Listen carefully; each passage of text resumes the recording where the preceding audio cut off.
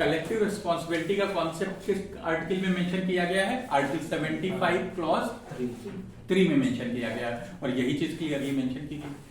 ठीक है, बार बार पूछा जाता है प्री में कि कलेक्टिव रिस्पॉन्सिबिलिटी का कॉन्सेप्ट कहां पर है? सिंपल सा है, आर्टिकल 75 क्लॉज 3।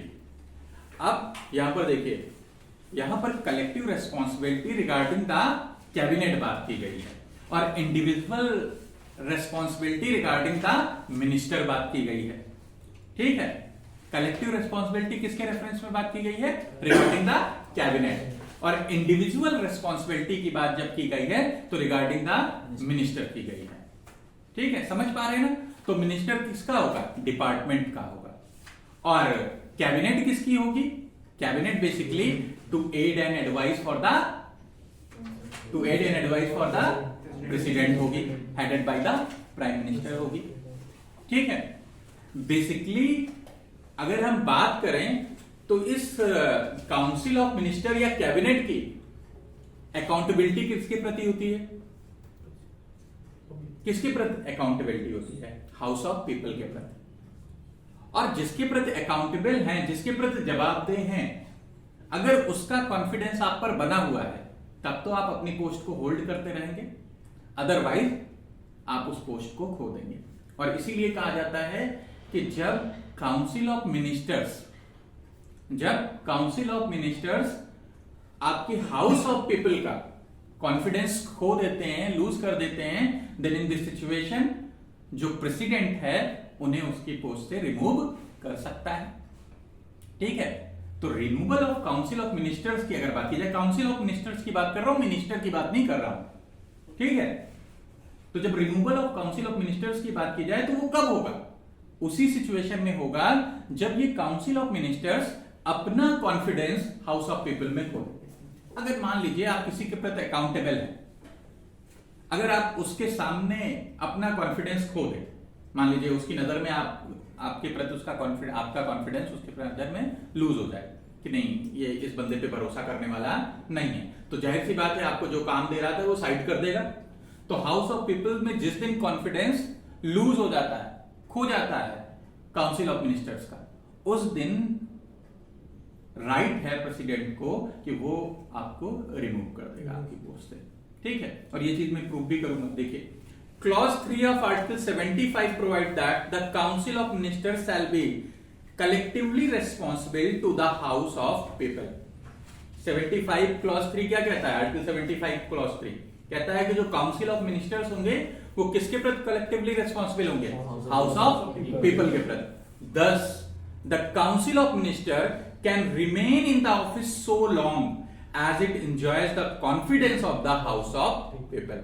लिखा है हमने, Thus the council of ministers can remain in office. केवल वो तभी तक ऑफिस में बने रहेंगे जब तक कि वो हाउस ऑफ पीपल का कॉन्फिडेंस एंजॉय कर रहे हैं। जिस दिन हाउस ऑफ पीपल का कॉन्फिडेंस गया उस दिन काउंसिल ऑफ मिनिस्टर्स गए। ठीक है, उसको उसकी पोस्ट से रिमूव कर देगा। कौन रिमूव कर देगा? किसके पास पावर है? प्रेसिडेंट के पास। जनरली ऐसी सिचुएशन में काउंसिल ऑफ मिनिस्टर्स जो होते हैं वो रेजिग्नेशन दे देते हैं। जैसे उन्हें लगता है कि उन्होंने कॉन्फिडेंस लूज कर दिया है, वो रेजिग्नेशन प्रोवाइड कर देते हैं। लेकिन अगर रेजिग्नेशन ना दें तो रिमूव कौन करेगा? प्रेसिडेंट ऑफ इंडिया रिमूव करेगा। क्लियर है? कोई कंफ्यूजन तो नहीं? देन समझ पा रहे हैं कि what is the collective responsible to the house of people का मीन्स क्या मीन्स है? Collective responsibility to the house of people का मीन ये समझ में आया? दैट मीन्स कि आपका कॉन्फिडेंस है हाउस ऑफ पीपल में या नहीं। अगर आपके प्रति कॉन्फिडेंस है देन दैट मीन्स आप पद पर बने रहेंगे, अदरवाइज आपको रिमूव कर दिया जाएगा। The term collective responsibility means that the council of minister is as a body responsible to the house of people for the general conduct of affair of the government. Clearly हमने mention किया कि collective responsibility का means क्या है कि जो council of minister है वो एक बॉडी के तौर पर रिस्पॉन्सिबल होगी। एक मिनिस्टर नहीं रिस्पॉन्सिबल होगा बल्कि whole of the council of minister responsible होगी।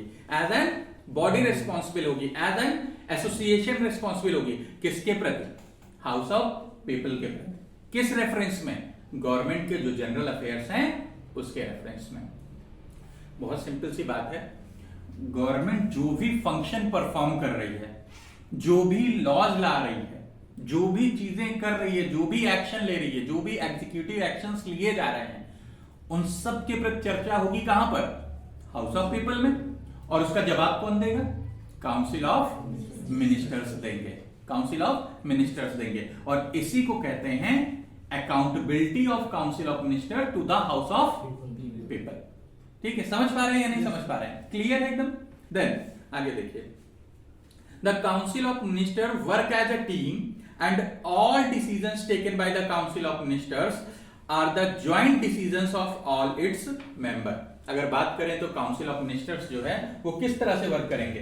एज एन टीम वर्क करेंगे, एज एन बॉडी उन्हें जाना जाता है, not being as an individual जाना जाता है, बल्कि एक एसोसिएशन या बॉडी के तौर पर जाना जाता है। देन इन दिस सिचुएशन जो भी डिसीजन उनके होंगे वो ज्वाइंट डिसीजन माने जाएंगे and all of the team members उसके लिए रेस्पॉन्सिबल होंगे। That is known as an collective responsibility of the council of minister also.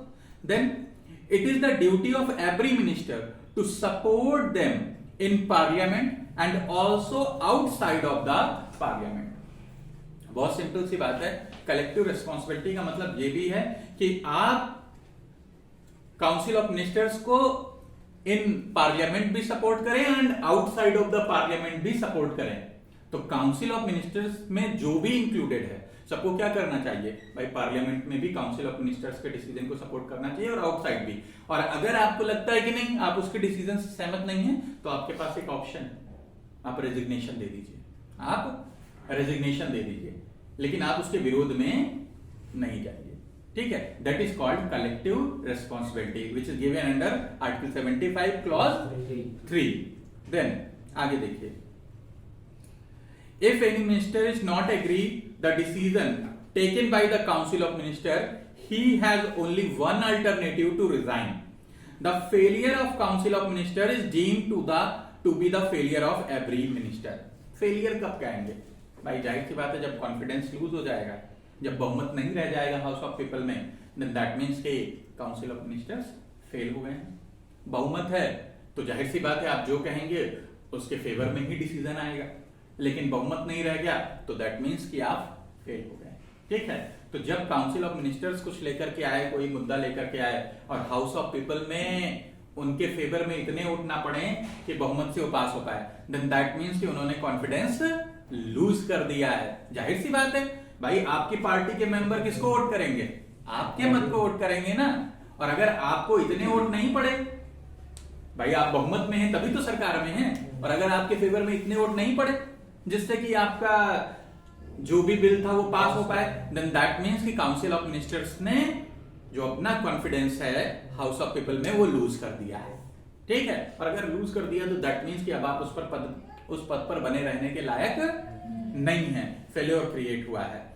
This provision ensures the parliamentary and democratic form of government, कि democracy जिसके साथ में है वो government में रहेगा। भाई इसी से तो पता चलेगा कि डेमोक्रेसी आपके साथ में है या नहीं।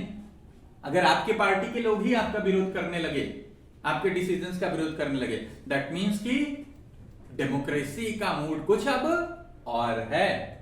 ठीक है, यही तो होता है बेसिकली एक तरीके से विचारधारा का बदलना। भाई देखिए, बहुत सारे लोग जो है वॉकआउट कर जाते हैं, बहुत सारे लोग एब्सेंट हो जाते हैं। ठीक है, तो अगर ऐसा हो रहा है तो that means what? That means कि जो काउंसिल ऑफ मिनिस्टर्स है वो अपना कॉन्फिडेंस लूज कर रहा है। तो यहां पर हमने कुछ चीजें बताई काउंसिल ऑफ मिनिस्टर्स के कलेक्टिव रिस्पॉन्सिबिलिटी को लेकर के, जिसमें सबसे पहले तो हमने प्री के पॉइंट ऑफ व्यू से ये बताया कि आपको ये याद रखना है कि आर्टिकल 75 क्लॉज 3 में collective responsibility of the council of ministers provide किया गया। ये प्री के पॉइंट ऑफ व्यू से आपको याद रखना है। देन इसके साथ साथ हमने ये भी बताया कि collective responsibility means what? Collective responsibility means that कि जो काउंसिल ऑफ मिनिस्टर्स है वो एक बॉडी के फॉर्म में है, ना कि एक इंडिविजुअल के फॉर्म में है। देन सेकेंड इज दैट कि कलेक्टिव रिस्पॉन्सिबिलिटी किसके प्रति? हाउस ऑफ पीपल के प्रति। हाउस ऑफ पीपल के प्रति का मतलब क्या हुआ? Collective responsibility against the house of people के अगेंस्ट मीन्स क्या हुआ? इसका मीन्स ये निकल करके आया कि अगर आप कॉन्फिडेंस लूज कर देते हैं हाउस ऑफ पीपल में, तो आप उस पद पर बने रहने के लायक नहीं है, एक फेल्योर क्रिएट हुआ है और अब आपको त्याग पत्र दे देना चाहिए, रेजिग्नेशन दे देना चाहिए। और अगर रेजिग्नेशन नहीं देंगे तो प्रेसिडेंट ऑफ इंडिया के पास ये पावर है कि वो आपको आपकी पोस्ट से रिमूव कर दे। जो भी डिसीजंस लिए जाएंगे bye the council of ministers, सारे मिनिस्टर्स उनका support in parliament and outside of the parliament दोनों जगह पे करेंगे। इसे भी कलेक्टिव रिस्पॉन्सिबिलिटी के तौर पर जाना जाता है। क्यों सपोर्ट करेंगे? इसलिए सपोर्ट करेंगे क्योंकि ये एक बॉडी का डिसीजन है, ना कि एक इंडिविजुअल पर्सन का। देन इन दिस सिचुएशन आप उस बॉडी के पार्ट है तो आपको बॉडी को सपोर्ट करना होगा। क्या आपका हाथ आपको सपोर्ट नहीं करता है? सपोर्ट करता है ना। आपके जो भी बॉडी ऑर्गन है आपको सपोर्ट करते हैं। जिस दिन सपोर्ट करना बंद कर देंगे उस दिन आप नहीं रहेंगे। ठीक है, तो वैसे ही काउंसिल ऑफ मिनिस्टर्स हैं, काउंसिल ऑफ मिनिस्टर्स के जितने भी मिनिस्टर्स हैं उनको काउंसिल ऑफ मिनिस्टर्स को सपोर्ट करना पड़ेगा। अगर वो काउंसिल ऑफ मिनिस्टर्स के अगेंस्ट ही चले जाएंगे देन दैट मींस व्हाट, कि एक फेलियर क्रिएट हुआ है। अगर कोई पार्ट अलग जाता भी है देन इन दिस सिचुएशन उसे रेजिग्नेशन दे देना चाहिए। ठीक है, उसे काउंसिल ऑफ मिनिस्टर का पार्ट नहीं बने रहना चाहिए। ठीक है, समझ पाए कि व्हाट इज कलेक्टिव रिस्पॉन्सिबिलिटी? बेहतर तरीके से समझ गए होंगे मुझे लगता है। देन बात करते हैं इंडिविजुअल रिस्पॉन्सिबिलिटी की। दो चीजें काउंसिल ऑफ मिनिस्टर्स से ऐड की जाती हैं, one is the collective responsibility and another is the individual responsibility. हालांकि इंडिविजुअल रिस्पॉन्सिबिलिटी टर्म कैबिनेट से रिलेटेड नहीं है, काउंसिल ऑफ मिनिस्टर से रिलेटेड नहीं है। ये रिलेटेड किससे है? ये रिलेटेड है बेसिकली मिनिस्टर्स से रिलेटेड है। काउंसिल ऑफ मिनिस्टर्स से रिलेटेड ना होकर के उसमें जो डिफरेंट डिपार्टमेंट्स के मिनिस्टर्स हैं उनसे रिलेटेड है। तो हर एक मिनिस्टर अपने डिपार्टमेंट के रेफरेंस में इंडिविजुअली लायबल होगा और that is called individual responsibility. और कलेक्टिव रेस्पॉन्सिबिलिटी दैट मीन्स कि हर एक मेंबर ऑफ द कैबिनेट के होल ऑफ द डिसीजन के लिए लायबल होगा। ठीक है, बहुत सिंपल सी बात है। बहुत सारे डिसीजन डिपार्टमेंट के लेवल पर लिए जाते हैं, तो जो डिपार्टमेंट के लेवल पर लिए जाएंगे डिसीजन उसके लिए मिनिस्ट्री इंडिविजुअल रिस्पॉन्सिबल होगी, और जो कैबिनेट के लेवल पर डिसीजन लिए जाते हैं उसके लिए whole of the cabinet responsible होती है। समझ पाए ना?